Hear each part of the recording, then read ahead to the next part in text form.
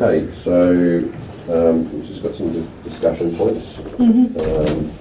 So to complete the milestone 1 assessment today, the first discussion point is a GPIP's asked you why we PACE, and if you could provide a couple of minute presentation on pacing and where it fits in the treatment pathway of a bradycardia patient. Sure. So a patient is bradycardic, and that's defined as a heart rate less than 60 or 50, depending on how you're looking at it. Yep. And a lot of patients can tolerate quite a low heart rate without any compromise in their circulation, and their organs are continuously perfused, and they're quite well. But some patients become hemodynamically compromised or shocked, where they suffer from chest pain, or they have poor perfusion to their brain and their GCS drops. Sure. You often see poor perfusion to their skin, so they're pale and clammy or mottled, and their blood pressure will often read low. So, like a bradycardic patient who's showing signs of hemodynamic compromise, like a low blood pressure and poor perfusion, like a blood pressure, they will often have a blood pressure of less than 90 over something very low, which isn't enough to perfuse their heart. So the coronary vessels require a mean arterial pressure of around 60 to actually push the blood down around the heart. And if they aren't achieving that, then the heart will be starved of blood, it'll be hypoxic, and the circulation won't be removing the carbon dioxide, and the situation will get worse, and the patient will continue to deteriorate. They'll eventually go into probably a slow PEA and asystole and die. So one of the lines of treatment we have available to us is to try and speed their heart up by using some electricity. So a similar setup to if you're defibrillating the patient. But in the case of defibrillation, you're putting a large amount of electricity suddenly through the heart. When you're pacing them, you're putting a very small, just a few milliamps of electricity across the heart, and that should trigger depolarization, which should trigger the heart to contract. And then you're taking the place of the pacemaker in the heart, so that the natural pacemaker, you're taking that place by triggering the heart to contract, and then we're able to set the rate, and that can increase the patient's heart rate. So in situations like, for example, if they have a heart block and their natural intrinsic pacemaker, their SA node isn't firing, and they're not getting a heart rate generated from their AV node, they're coming from their ventricles, which is a very slow rate usually, and then we can take the place of the SA node and set the heart rate, usually starting at 60 or 70 and increasing it if necessary until you get a response from the patient. When you use electricity to trigger their heart, you'll often see, or you should see a pacing spike, which is the electrical shock, essentially. After that, what we want to see is a QRS following shortly after it. It won't be a normal shaped QRS, it'll usually be a wide QRS. And at the same time, the patient should have a pulse, so you can check the radial if they're infusing down to the radial artery, or check the pulse of their neck. And that should coincide with the QRSs you're seeing on the screen, and then you know that you externally set the pacemaker for the heart, and their heart rate will improve, and hopefully with that their perfusion status will improve. Okay, excellent. Question 2. Can you describe to me what's going on that ECG that I've just handed you? So in this ECG you can see some pacemaker spikes. I'm not sure if there's one in there. So there's a pacemaker spike here before this strangely shaped QRS complex. I think there's a pacemaker spike there. And then there's complex, but it doesn't look like a normal, or it doesn't even look like a successful QRS. So then there's another one here, similar, and then this one here has pacing spike and a QRS complex following it. That looks more normal, and again here, and then we're missing some. So it looks to me in this case like either your external pacemaker or the patient's pacemaker is firing at a rate, a steady rate, but it isn't achieving capture at each QRS or at each pacing spike. Sure. It is achieving it on some of them, Yep. or else it's a coincidence that they happen to Right. line up with it.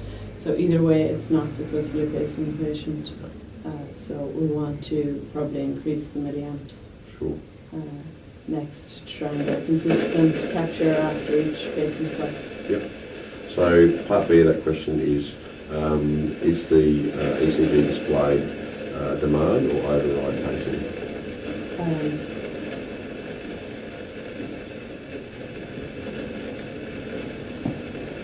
So the rate of the pacing spikes,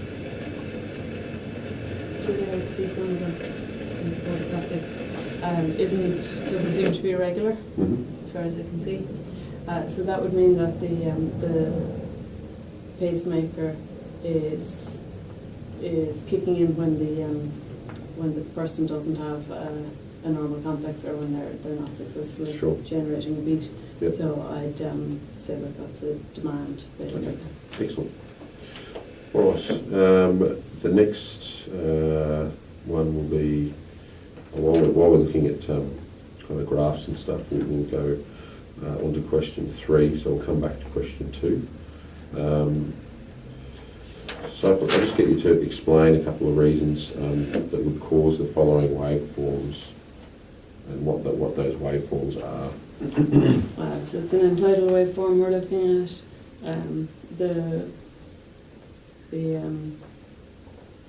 The actual ones as the breaths are being taken are here, and this is the trend Sure. going on over however much time it's set. And what we can see is that there's a gradual increase in the carbon dioxide being detected, Sure. being exhaled, and that is continuing at a very steady rate. So there's a few reasons why the end-tidal would increase. One of them, if the ventilations are slow and the carbon dioxide hasn't been removed efficiently with each breath. Yep. So if they're not frequent enough. Yep. But the rate here, just looking by the shape of the graph, it doesn't look like it's being ventilated too slowly. Sure. So a change in the patient's perfusion Yep. can make an end-tidal increase, but a sudden change, like a change or a ROSC change, is usually a big spike. Sure. It isn't a steady, gradual increase like that. Yep. Another reason would be if the person is generating more carbon dioxide. Yep. So if something's happened, like for example, they've been given a buffer like sodium bicarb, Yep. then they would have an increase in exhaled carbon dioxide over time Yep. as the carbon dioxide is being formed, Yep. and their end-tidal would be creeping upwards.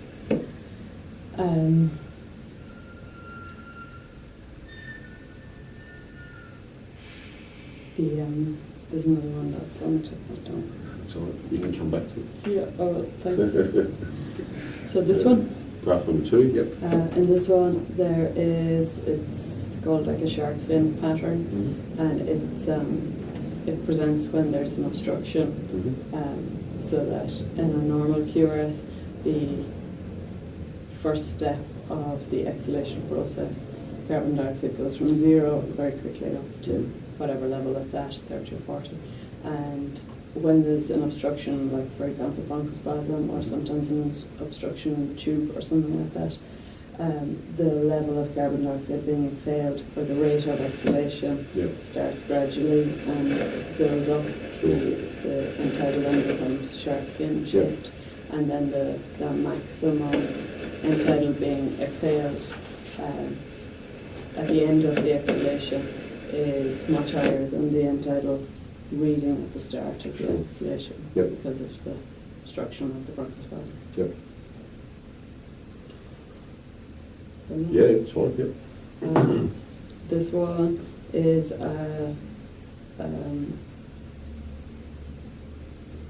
an end-tidal reading that looks like there has been a problem. So if this person has an ET tube in and their end tidal is being read, there's a couple of possibilities. Their end tidal reading, well, their first waveform isn't a very good shape, the second one is less, and the third one is barely there at all. So they're not exhaling carbon dioxide at the moment. The reasons for that could be that the tube is dislodged, that the tube is obstructed, or that their airway is obstructed if they don't have a tube, that they have an pneumothorax and now they're no longer, you have a tension pneumothorax and they're no longer actually able to exhale, that their lungs are collapsed, dislodged, obstructed pneumothorax and equipment failure, so that there's a problem inside the end tidal sensor possibly, or somewhere along the cable has been disconnected or something like that. If the cable is disconnected, it would just end. So particularly that looks like an esophageal intubation to me.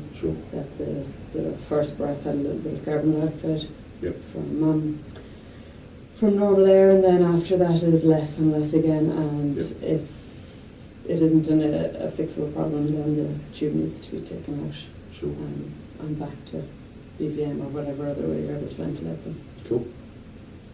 Excellent. All right, I'm just going to stop the camera for 2 seconds and then I will do the remaining 2 questions, I think.